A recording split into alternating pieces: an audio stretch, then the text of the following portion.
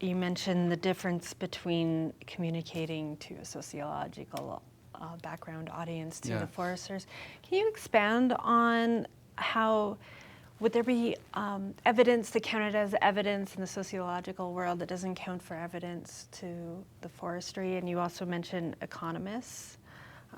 So maybe you can continue on that line of thinking then on what you found useful to communicate evidence to those differing groups. It often comes down to how much math is involved, how many numbers you're working with. And so for my economist colleagues, they're interested in trends across larger groups of people and to identify patterns within groups using statistics and developing more complex econometric models. Evidence that looks more like stories and narrative are really outside of the realm of their experience and understanding. Having said that, I do think that there is some interest that is emerging in a field called identity economics, which is taking the notion of culture a bit more seriously in economics and is thinking about the role of narrative and story in that context. In general, my sense is that, and my experience is that these are really vastly different worlds, and we need to, if I'm going to talk to economists, I can't expect them to just come around to accepting, the legitimacy of narrative inquiry. I need to, in some ways, sort of speak their language, so I try to do that to some extent. So Sandra, you mentioned, I don't think you realize this, I worked briefly, not briefly, I did work for Solicitor General as both a policy analyst and a researcher. So when you mention the victimization and people who are offenders in the system, I'm like, we knew that. I'm just kind of, but so then how do you communicate? Because there are definitely in the government level, you have all sorts of people in the correction system working there, people who have very little background in research up into master's degrees, right, and people in policy and look at, how policy works. How do you communicate to those people? Yeah. Is there a way to transverse your sociological evidence gathering to these people to try and make them see? Yeah, it relates to a lot of what John already said, and I'm not surprised that you say we knew that, because of course lots of things are known, but then you need the numbers to prove that and to convince people. I find it interesting, and maybe a little bit in contradiction to what you said, that my experience is that numbers are often kind of like the starting ground. I'm not a numbers person. I'm by training an urban ethnographer and a qualitative researcher, and work a lot with narratives and stories, etc. But I have found that talking to policymakers, talking to criminal justice organizations, I need the numbers as a starting ground. That's what everyone understands, and they want to see that a phenomenon that I'm describing is actually representative of the masses, etc., etc. But it is often the stories and that I then also share, because I do have mostly in most of my research projects I have kind of both. It is the stories that I feel convince people to really rethink. So I think the numbers are there as a basis, they have to be there. But it's the story that often gets an emotional reaction in people. If I read extensive quotes of people who have a series of victimization experiences, for example, that often I feel sparks an emotional response, and maybe in conjunction with the numbers helps people to maybe understand the phenomenon in a better way. So similar to what John said, I strategically use one or the other kind of like method depending on who I'm talking to. Does presentation matter in that case? Do you feel that you mentioned numbers, that usually comes in a report form versus stories. How do you go about presenting that information? Well, if I give a presentation, I typically start with the numbers and then delve into the deeper stories, and then state the numbers again in the end. But in terms of written presentation, I find with policymakers and criminal justice organizations, you have to be as short and concise as possible. No one wants to read a 20-page report. It has to be very not showing any complexity and just putting simple facts down that don't exceed 5 pages maximum. I think most people don't have the time to read it, unfortunately. Right. John, would you like to follow up with that on presentation?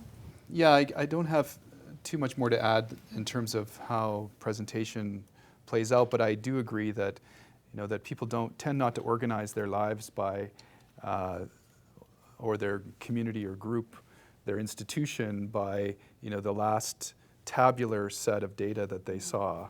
They tend not to be too exciting, but the stories that they tell each other, the stories that we share in common are really sort of the way in which we mobilize ourselves and our organizations. I think that one thing that strikes me in this context is that it's entirely possible that we have data, we have evidence, and they don't. But it's also entirely possible that we have evidence and they have evidence too. And that's also a really interesting situation where we both have evidence, and that evidence is saying very different kinds of things. You've talked a little bit about you're starting to do more story gathering, and you sent me some work on that.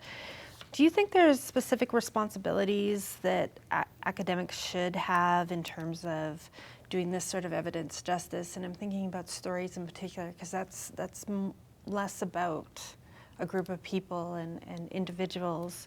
There's always a risk of the ethics as well as that, so maybe you can speak to how you use that work and evidence to present and keep it ethical, and how you maybe carry those responsibilities. So if you see something going awry, for example, how do you go about that?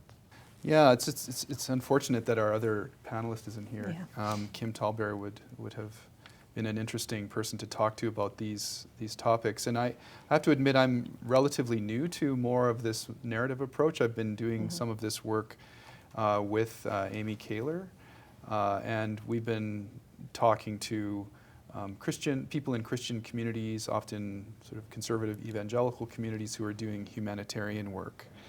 And we're currently working on a paper which we call 4 Stories in 1 Story, or something like that. Just 4 stories about. 4 stories about the lives of people and how these stories are kind of nested within each other.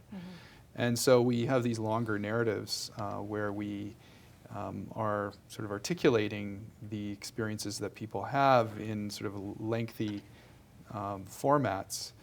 It's new to me because it's this long narrative in this paper before you even get to any what I would consider sociological content, which sort of makes me nervous. Like, Amy, are you sure we're ready to send this to a journal?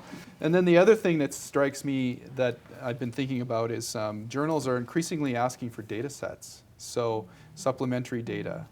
When you submit a journal for publication, you submit the paper and then it says, please submit your data set. And you make that data set available so that people can check and verify, and there's transparency there. Well, when it comes to narrative or interview data, that's a non-starter, right? So how do we deal with that, which maybe speaks the question of validity and interpretation, and how much is this constructed by your view of the world, and what might other people see in the data that you didn't see? Right. I'll just make one more brief comment about that in terms of the ethics of working with this more interpretive approach. We had a student finishing recently in our faculty who did an interpretive piece of writing, and we completely disagreed with her interpretation, but and we thought her conclusions were kind of unethical, but it was difficult to really sort of go into that very much because we didn't have a close sort of relationship to the data the way that she did. Right. You know, so these kinds of things come up. Right. Yeah. Sandra, same question, and I'm thinking in particular with your work with offenders who are captive and like the ethics around getting information from them and being able to in turn take what they're saying to you and ethically present it to others. And if you want to add anything about trust to that. Sure. It's an interesting question because in all of my other research projects, I've been working very closely with communities, and my ethical position is that I typically go and present my findings to the communities I'm doing research with, and also talk about aspects of how do we ethically present the data to the outside world, to maybe policymakers, etc. That is much more difficult when we're talking about interviews in prisons. When we started that project, we obviously didn't know whether or not prisoners would talk to us and how much they would open up. And one of the recurring stories that we always heard is we want to share our experiences and we want you to do positive changes for us. That sounds very lofty, and obviously you have to think about how you can ethically do that in a meaningful way. One aspect where I can make this more concrete is around the victimization stories. We before taking that data and publishing it and presenting it to the Solicitor General's office, etc., we've presented the data to our Indigenous Advisory Board, for example, and asked them how they think we should be using the data. That is not the same thing as going back to the prisoners that we've interviewed, which ideally I would like to do, but for reasons we all understand, that is unfortunately not possible. And so we're taking guidance in terms of how to ethically present the data and what to do with the data by talking to people who are, as to some degree, speaking on behalf of the communities we're doing research with. John brought this up a bit already, so Sandra, I'll direct this at you. In this current era of, we talked about fake news, post-truth, is that impacting your work, and are you finding specific challenges as a result of that?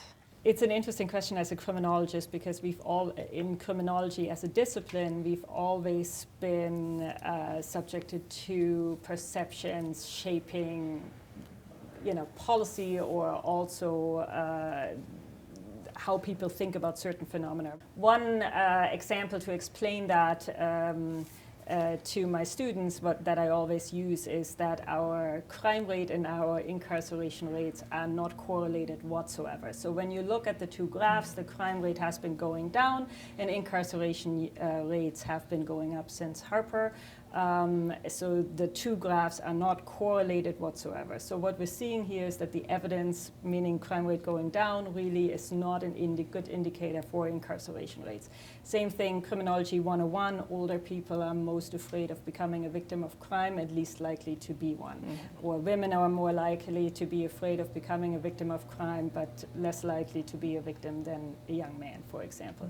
While the post-truth discussion is interesting and obviously poses new challenges, I think criminologists have always been subjected to, or have always had to think about how perceptions shape our policies and shape how people think about crime.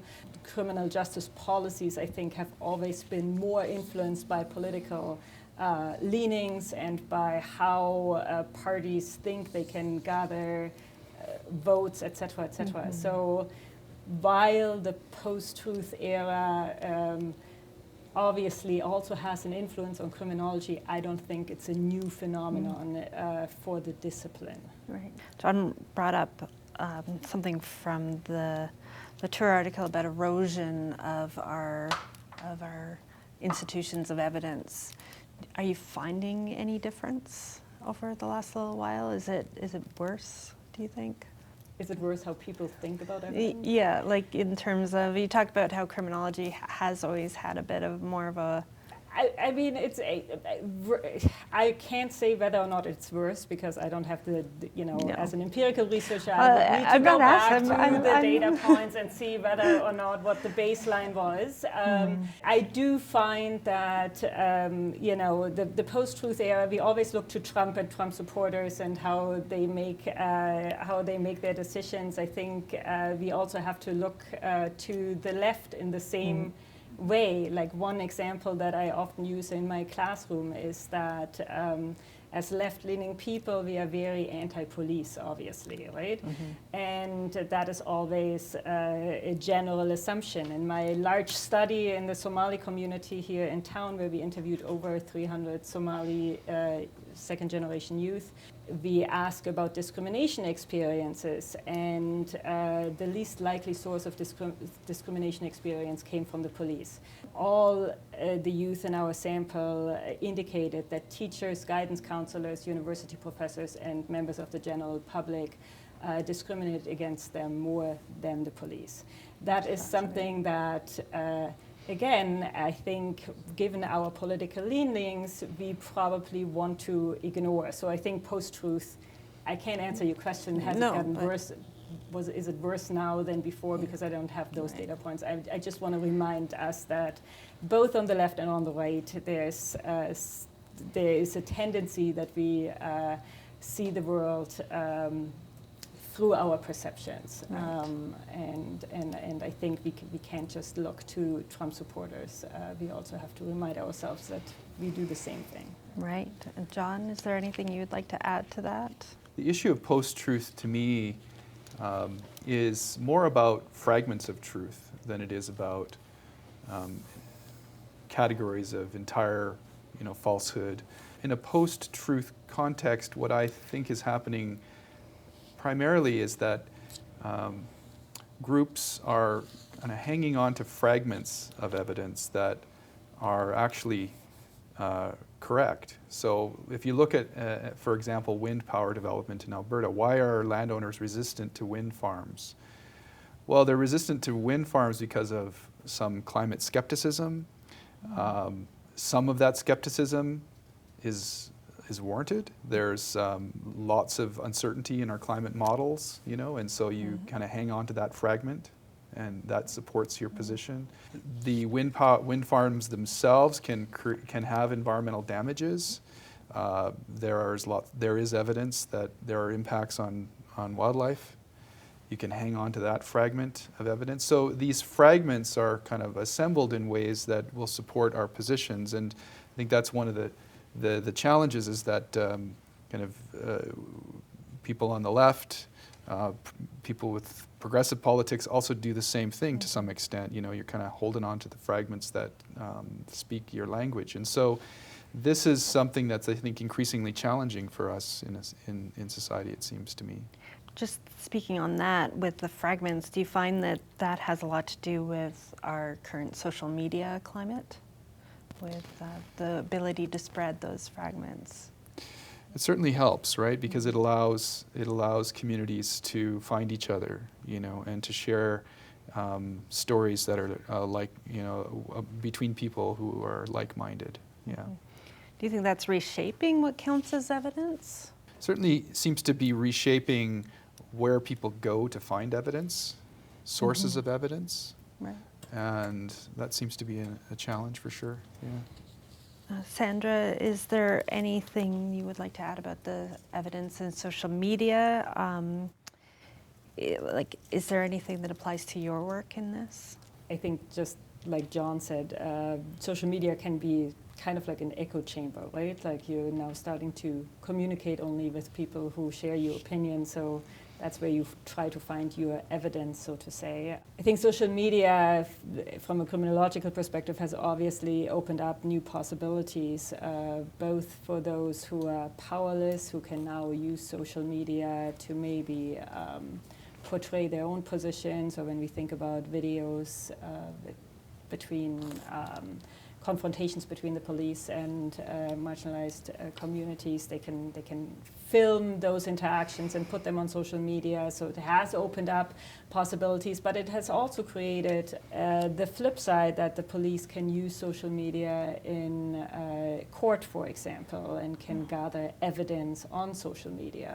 So it's opened up possibilities. It's also made life more complicated.